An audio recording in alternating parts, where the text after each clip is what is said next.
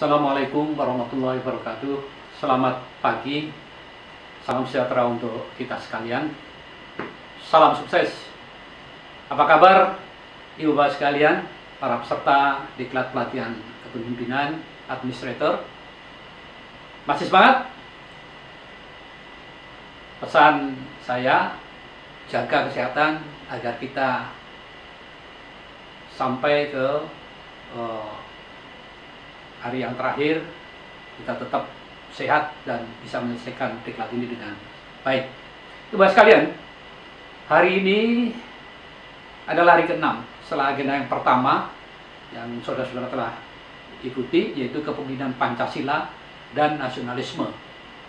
Pada sesi ini kita akan membahas salah satu aspek dalam agenda 2, yaitu kepemimpinan kinerja, yaitu konsep dasar kepemimpinan transformasional.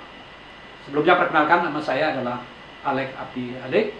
Saya Widya Iswara Utama dari Kementerian Pekerjaan Umum dan Perumahan Rakyat.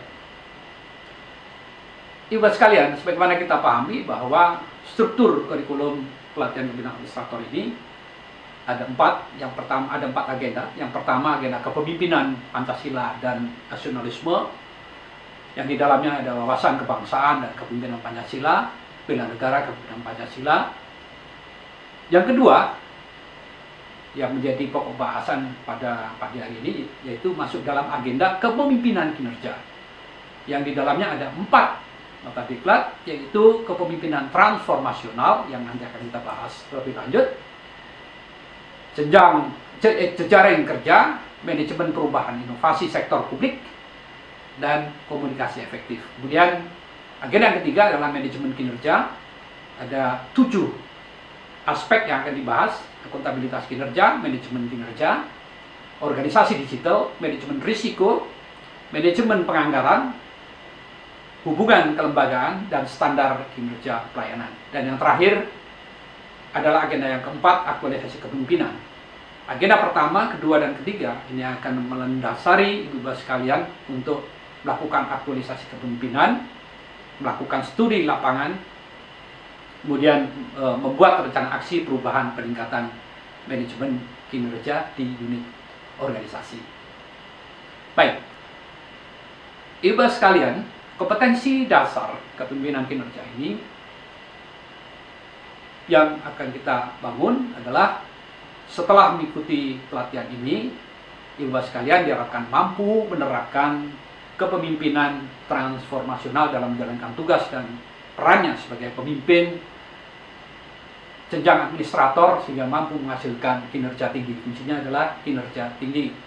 Kemudian indikator keberhasilannya, yang pertama adalah Anda mampu menjelaskan konsep dasar kepemimpinan transformasional, menguraikan kembali konsep dasar coaching dan mentoring, melakukan simulasi kepemimpinan transformasional melalui coaching dan mentoring.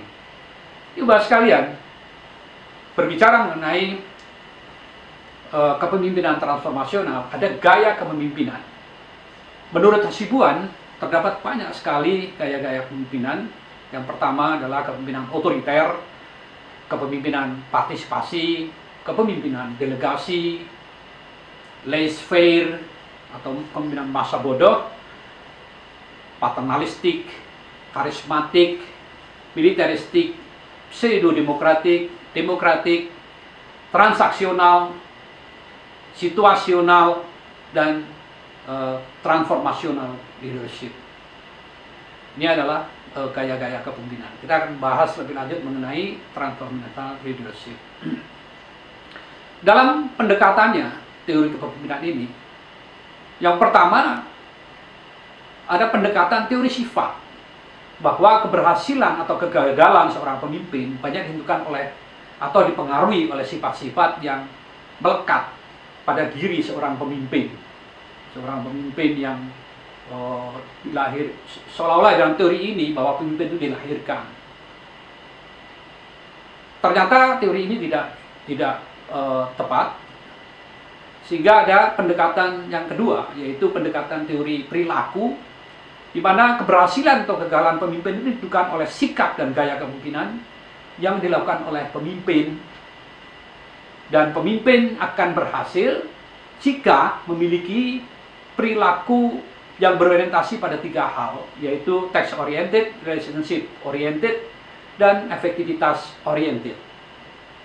Teori ini juga tidak begitu berhasil.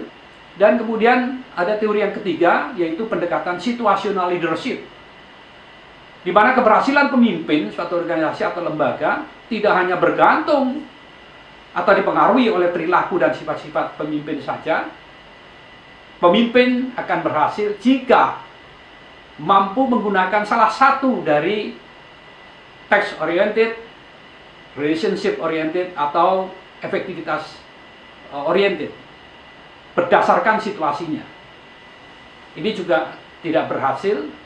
Kemudian ada pendekatan yang baru, yaitu pendekatan teori transformational leadership, yaitu gaya kepemimpinan transformasional yang dapat menginspirasi perubahan positif pada anggotanya, pada pengikutnya, atau kepemimpinan yang mampu merubah organisasi menjadi organisasi yang berkinerja tinggi.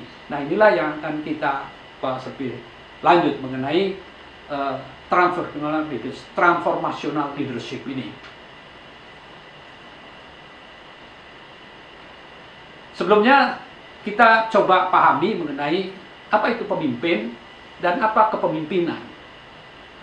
Kita tahu bahwa pemimpin itu adalah individu manusianya, sedangkan kepemimpinan menurut Mulyono adalah sifat yang melekat kepada seorang pemimpin.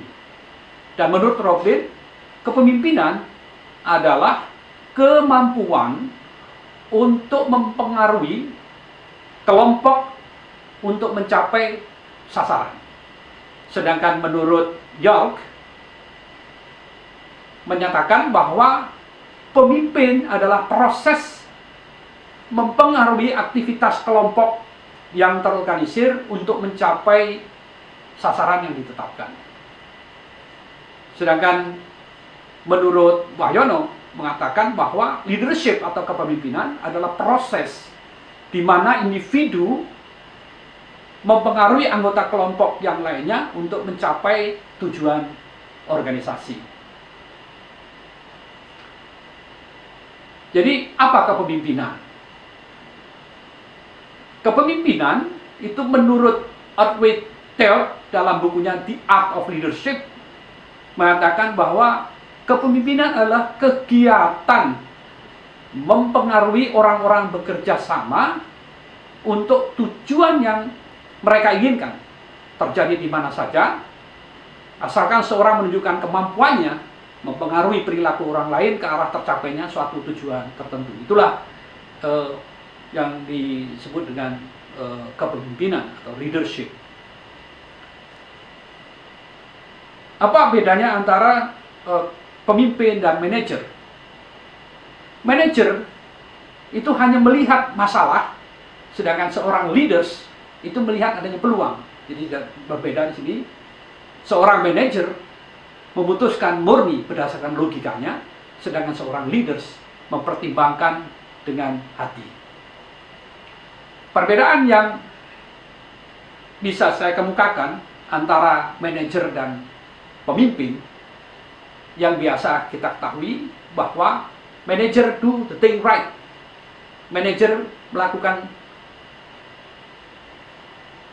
sesuatu yang tepat. Leaders do the right thing. Sedangkan seorang leaders itu menentukan arah yang tepat. Biasanya seorang manajer itu selalu menggunakan kata tanya, how dan when, bagaimana dan kapan. Sedangkan leaders sebagai seorang pemimpin menggunakan kata tanya what dan why.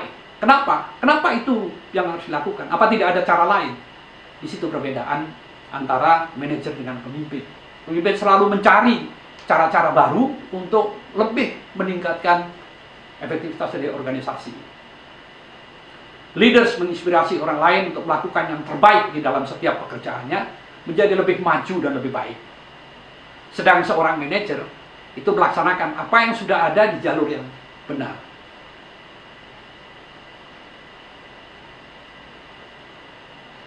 Leadership itu sangat mempengaruhi kualitas hasil kerja tim organisasi. Hasil penelitian menyebutkan bahwa leadership merupakan faktor yang mempengaruhi sekitar 65-70% kesuksesan kegiatan.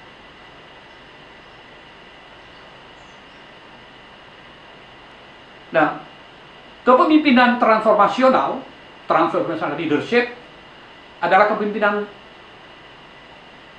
yang gaya kepemimpinannya mampu untuk membawa perubahan organisasinya untuk menjadi organisasi yang berkinerja tinggi.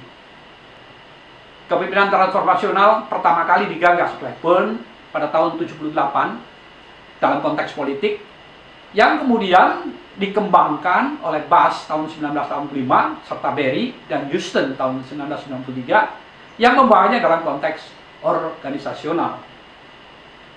Nah, sekarang bagaimana profil pemimpin transformasional tersebut?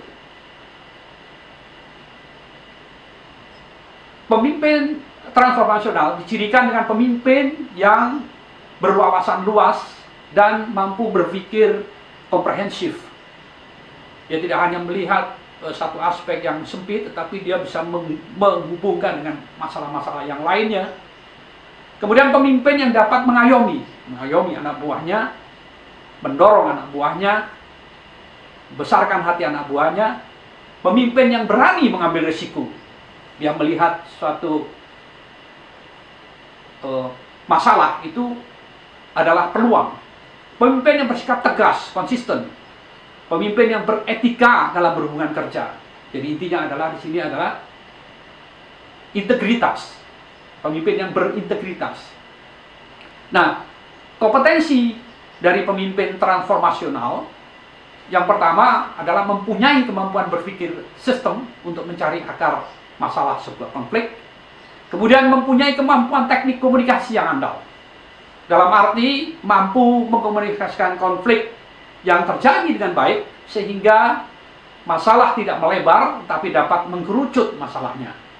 Kemudian yang ketiga, mempunyai kemampuan teknik negosiasi yang tinggi, kemampuan mencari solusi bersama yang saling menguntungkan, win-win situation. Kemudian yang keempat, mempunyai kemampuan mempengaruhi orang yang lain, orang yang tinggi, kemampuan untuk membuat orang mengikuti ide atau pikirannya. Jadi kesimpulannya, ada 3 syarat keberhasilan pemimpin transformasional. Yang pertama, tahu tujuan yang akan dicapai, memiliki atau paham tujuan yang jelas. Yang kedua, tahu cara mencapai tujuan tersebut.